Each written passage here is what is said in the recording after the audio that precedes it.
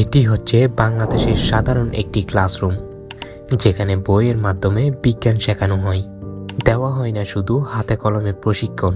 আর এটার কারণে আজ আমাদের দেশ এত পিছিয়ে। দেশে দেশে এখন রোবোটিক্স বাধ্যতামূলক করা হয়েছে, কিন্তু আমাদের দেশে মাত্র কিছু সংখ্যক জায়গায় এটি চালু করা হয়েছে। গোটা বিশ্ব এখন এআই অটোমেশনের যুগে, আর আমরা কেন এত পিছিয়ে? প্রথমেই বলা যায় আমাদের স্কুলগুলোকে নিয়ে, যেখানে রোবোটিক্স যন্ত্রের তো দূরের কথা, বিজ্ঞান ল্যাবই নেই।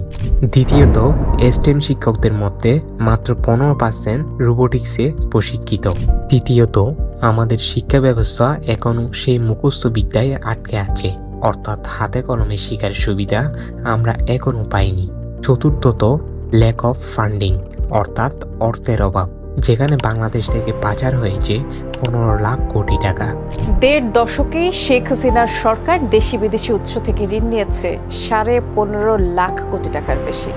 গত 15 বছরে শেখ হাসিনা সরকারের সময় বাংলাদেশ থেকে পাচার হয়েছে প্রায় 14 লাখ কোটি টাকা। আর সেই বাংলাদেশে নাকি ল্যাক অফ ফান্ডিং, হাস্যকর।